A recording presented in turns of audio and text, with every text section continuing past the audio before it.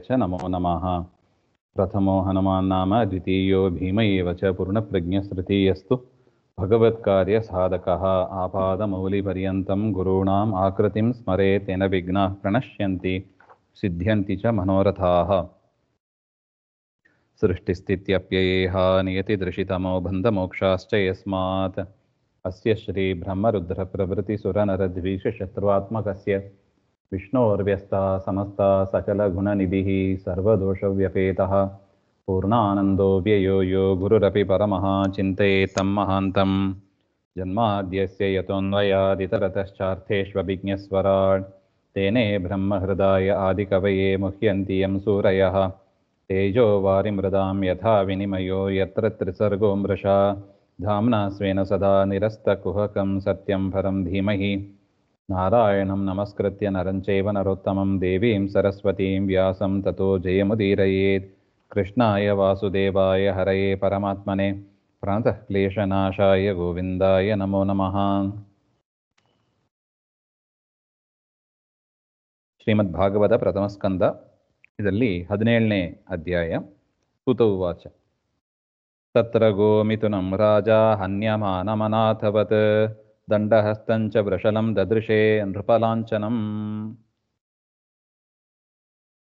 ಆಶ್ಚರ್ಯಂ ಯದಾಸೀತ್ ಇತ್ಯುಕ್ತಃ ಆಶ್ಚರ್ಯ ಪ್ರಕಾರ ಮಾಹ. ಹಿಂದೆ ಹೇಳಿತ್ತು ಆಶ್ಚರ್ಯಕರವಾದ ಒಂದು ಘಟನೆ ನಡೆಯಿತು ಹಾಗೆ ಅಂತ. ಏನದು ಆಶ್ಚರ್ಯಕರವಾದ ಘಟನೆ? ಪರೀಕ್ಷಿತ್ ರಾಜ ಅಲ್ಲಿಗೆ ಬಂದರು. ಎಲ್ಲಿ? ಆ ಯಮದೇವರು ಎತ್ತಿನ ರೂಪದಲ್ಲಿ ಇದ್ದರು ಅಂತ ನೋಡಿದ್ದೀವಿ. ಮತ್ತು ಯಮದೇವರು ಎತ್ತಿನ ರೂಪದಲ್ಲಿ, ಭೂಮಾತೆ ಗೋವಿನ ರೂಪದಲ್ಲಿ ಅವರಿಬ್ಬರು ಸಂವಾದ ಮಾಡ್ತಾ ಇದ್ದರು. ಆಗ ಒಂದು ಆಶ್ಚರ್ಯಕರವಾದ ಘಟನೆ ನಡೀತು.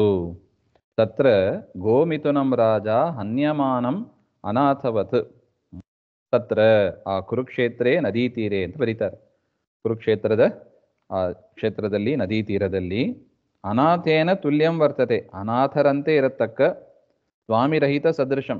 ಯಾರು ಸಾಮಾನ್ಯವಾಗಿ ಒಂದು ಎತ್ತು ಆಕಳು ಅಂತಿದ್ರೆ ಒಂದು ಯಜಮಾನ ಇದ್ದೇ ಇರ್ತಾರೆ. ಆದರೆ ಇವರು ನೋಡಿದರೆ ಯಾರು ಇದ್ದಂಗ ಕಾಣೆ. ಯಾಕೆ? ಅಲ್ಲಿದ್ರೆ ಅಷ್ಟು ಹಿಂಸೆ ಮಾಡ್ಲಿಕ್ಕೆ ಬಿಡ್ತಾ ಇಲ್ಲ.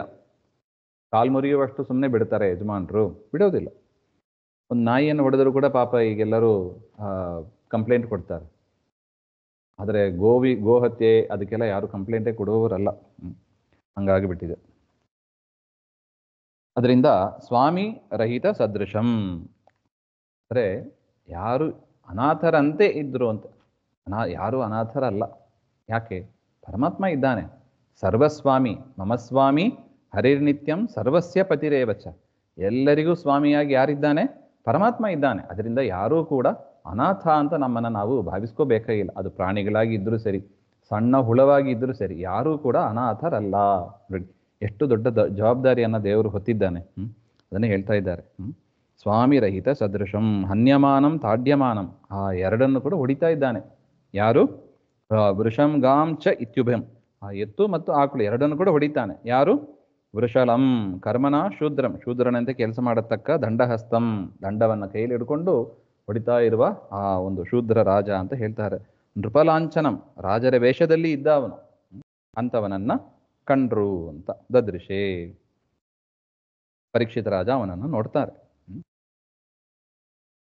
ವೃಷಂ ಮೃಣಾಲಧವಲಂ ಮೇಹಂತಮಿವ ಬಿಭ್ಯತಂ ವೇಪಮಾನಂ ಪದೈಕೇನ ಸೀದಂತಂ ಶೂದ್ರಪೀಡಿತಂ.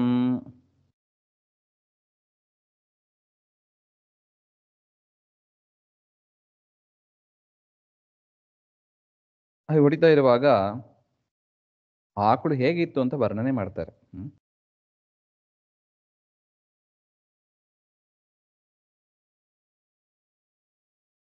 ವೃಷಲಂ ಮೃಣಾಲ ಧವಳಂ.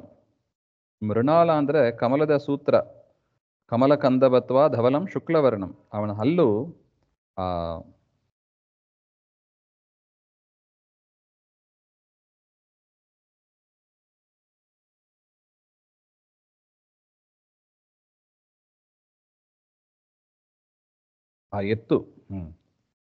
ಎತ್ತು ಅದರ ಹಲ್ಲು ಶುಕ್ಲವರ್ಣವಾಗಿ ಇತ್ತು.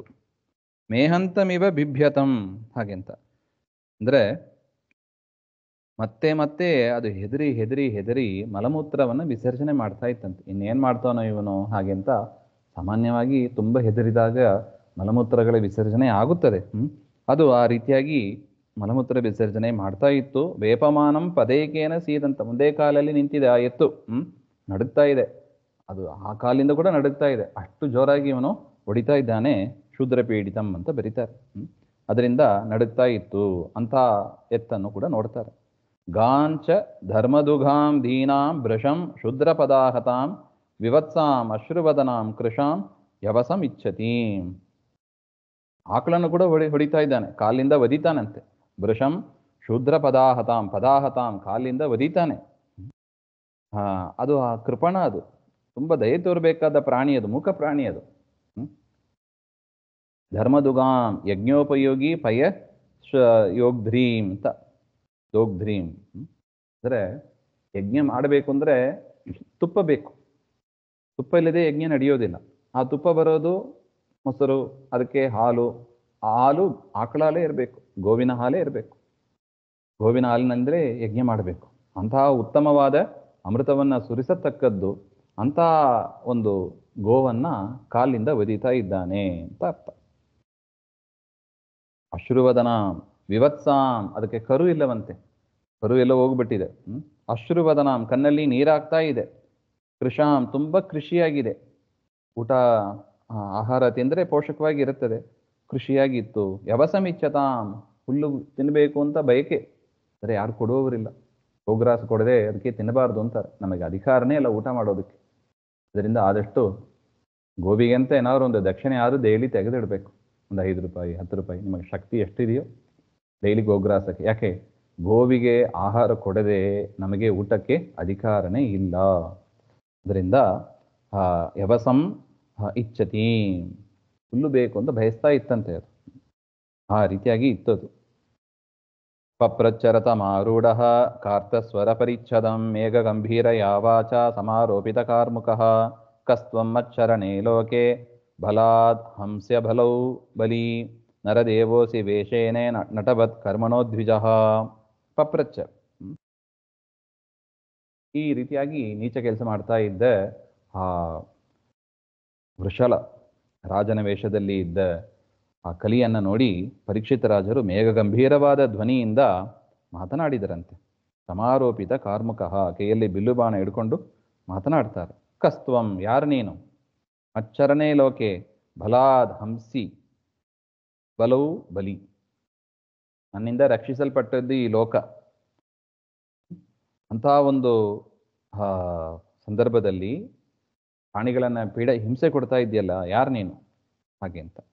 ಅಬಲವು, ಏನು ಬಲ ಇಲ್ಲ ಅವುಗಳಿಗೆ, ದುರ್ಬಲವಾದ ಅವರಲ್ಲಿ ನೀನು ಪರಾಕ್ರಮ ತೋರಿಸ್ತಾ ಇದೆಯಾ? ಹಾಗೆ ಅಂತ. ನರದೇವೋಸಿ ವೇಷೇನ, ನೋಡಿದರೆ ರಾಜನಂತೆ ವೇಷ ಹಾಕ್ಕೊಂಡಿದ್ಯಾ ನೀನು.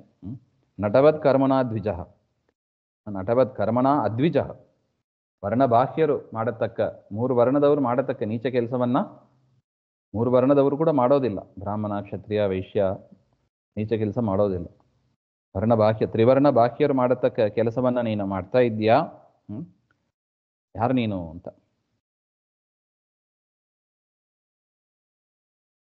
ತತ್ವಂ ಕೃಷ್ಣಗತೆ ದೂರಂ ಸಹ ಗಾಂಡೀವ ಧನ್ಮನ ಶೋಚ್ಯೋ ಅಸ್ಯ ಶೋಚ್ಯಾನ್ ರಹಸಿ ಪ್ರಹರನ್ ವಧಮರ್ಹಸಿ ಸಂತ್ವಾ ಮೃಣಾಲದಬಲಃ ಪಾದೇನ್ಯೋನಃ ಪದಾಚರನ್ ವೃಷರೂಪೇಣ ಕಿಂ ಕಶ್ಚಿತ್ ದೇವೋ ನಃ ಪರಿಖೇದಯನ್.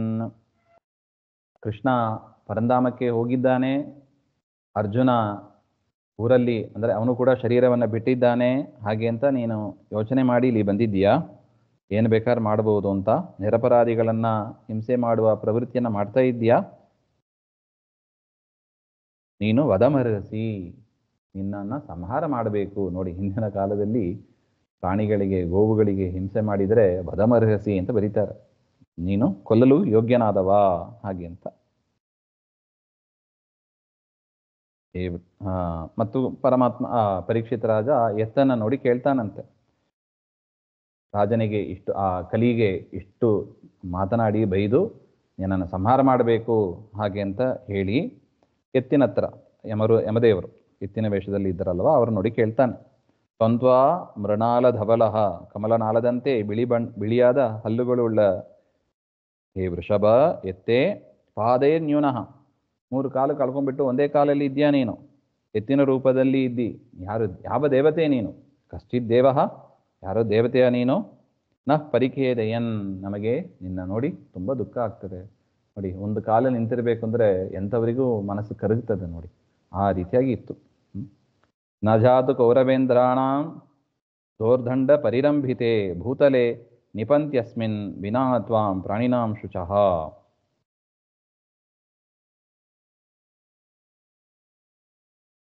ನಮ್ಮಿಂದ ರಕ್ಷಿಸಲ್ಪಟ್ಟ ಈ ರಾಜ್ಯ ಇರುವಾಗ ಈ ಥರ ಪ್ರಾಣಿ ಹಿಂಸೆ ಆಗಬಾರದು.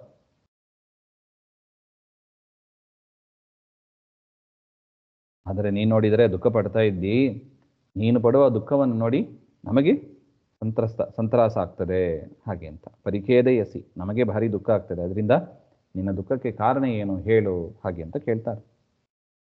ಅದೇ ಥರ ಆಕಳನ್ನು ನೋಡಿ ಕೇಳ್ತಾರೆ.